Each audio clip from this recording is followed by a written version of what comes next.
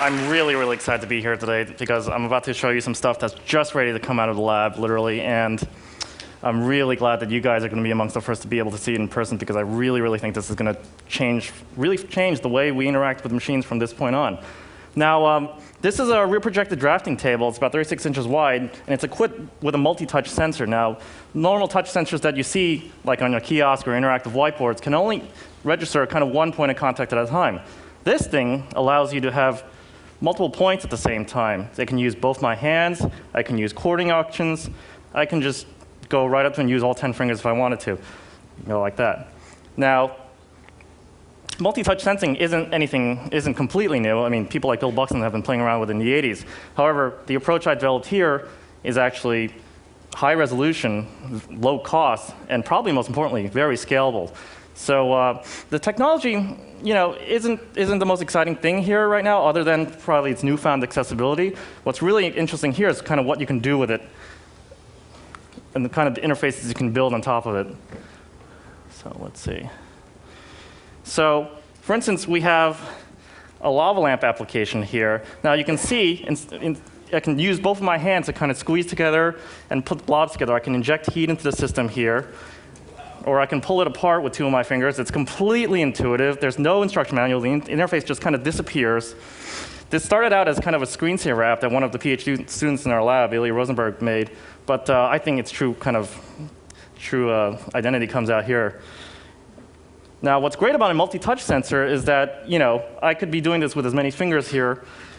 But of course, multi-touch also inherently means multi-user. So Chris could be out here and interacting with another part of lava while I kind of play around with it here.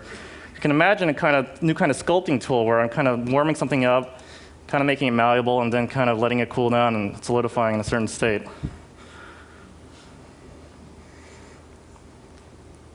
Google should have something like this in their lobby.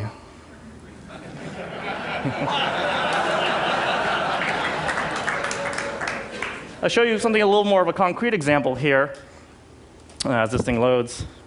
Now, this is a photographer's light box application. Again, I can use both of my hands to kind of interact and move photos around. But what's even cooler is that if I have two fingers, I can actually grab a photo and then stretch it out like that really easily. I can pan, zoom, and rotate it effortlessly. I can do that grossly with both of my hands, or if I can do it just with two fingers on each of my hands together. If I grab the canvas, I can kind of do the same thing. Stretch it out. I can do it simultaneously where I'm holding this down and gripping on another one, stretching this out like this. Again, the interface just disappears here. There's no manual. This is exactly what you kind of expect, especially if you haven't interacted with a computer before. Now, when you have initiatives like the $100 laptop, I kind of cringe at the idea that we're going to introduce a whole new generation of people to computing with kind of this standard mouse and Windows pointer interface. This is something that I think is really the way we should be interacting with machines from this point on. That's great.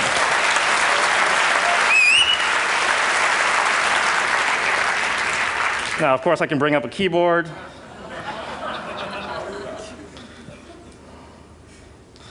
And I can bring that around, put that there. Now, obviously, this is kind of a scanning keyboard, but of course, I can rescale it to make it work well for my hands.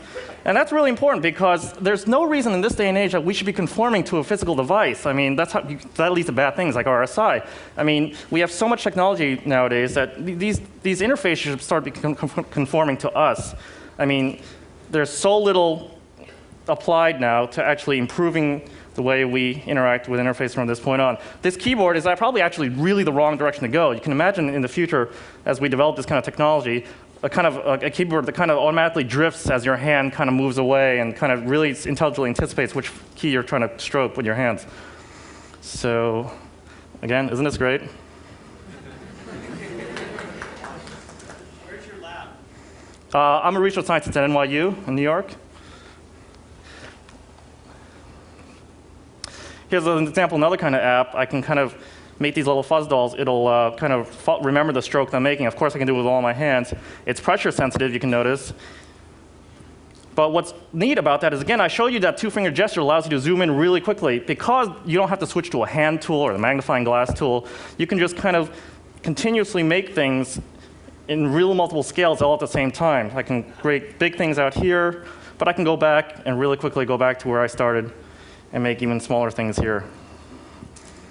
Now, this is going to be really important as we start getting to things like data visualization. For instance, I think we all really enjoyed Hans Rosling's talk, and he really emphasized the fact that I've been thinking about for a long time too. We have all this great data, but for some reason it's just sitting there. We're not really accessing it. And one of the reasons why I think it is is because of things like graphics. It will be helped by things like graphics and visualization and influence tools. But I also think a big part of it is going to be starting to be able to have better interfaces to be able to drill down into this kind of data while still thinking about the big picture here. Let me show you another app here. This is something called Whirlwind. It's done by NASA. Now, it's we've all seen Google Earth. This is kind of an open source version of that. There are plugins to be able to load in different data sets that NASA's collected over the years. But as you can see, I can use the same two-finger gestures to kind of go down and go in really seamlessly. There's no interface again. It really allows anybody to kind of go in and just does what you kind of expect, you know. Again, there's just no interface here. The interface just kind of disappears. I can switch to different data views. That's what's neat about this app here. There you go. NASA's really cool. They have these hyperspectral images that are kind of false colored, so it's really good for determining vegetative views. Now let's go back to this. Oops. Now the great thing about mapping applications, it's not really kind of 2D, it's kind of 3D. So again, with a multi-point interface, you can kind of do a gesture like this. So you can kind of be able to tilt around like that, you know. It's not just simply relegated to this kind of 2D panning in motion. Now, this gesture that we developed, again, is just kind of putting two fingers down, kind of defining an axis of tilt, and I kind of tilt up and down that way. That's just something we just came up with on the spot. You know, it's probably not the right thing to do, but it's such interesting things you can do with this kind of interface. And it's just so much fun playing around with, too. And OK, so the last thing I want to show you is, you know, I'm sure we can all think of a lot of entertainment apps that you can kind of do with this thing. I'm a little more interested in the kind of creative applications we can do with this. Now, here's a simple application here. I can kind of draw out a curve.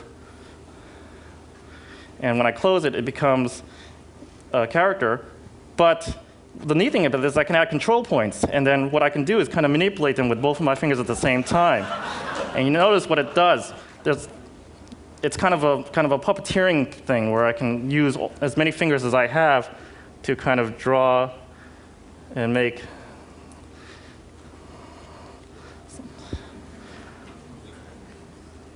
Now, there's a lot of actual math going on under here for this kind of to control this mesh and do the right thing. I mean, this is this technique of being able to manipulate a mesh here with multiple control points is actually something that's state of the art. It was just released at SIGGRAPH last year. But it's a great example of the kind of research I really love. Kind of all this compute power to apply to make things kind of do the right things, the intuitive things, do kind of exactly what you expect. So multi-touch kind of interaction research is a very active field right now in HCI. I'm not the only one doing it. There are a lot of other people getting into it. This kind of technology is going to let even more people get into it. And I'm really looking forward to interacting with all you guys over the next few days and seeing how it can apply to your respective fields. Thank you.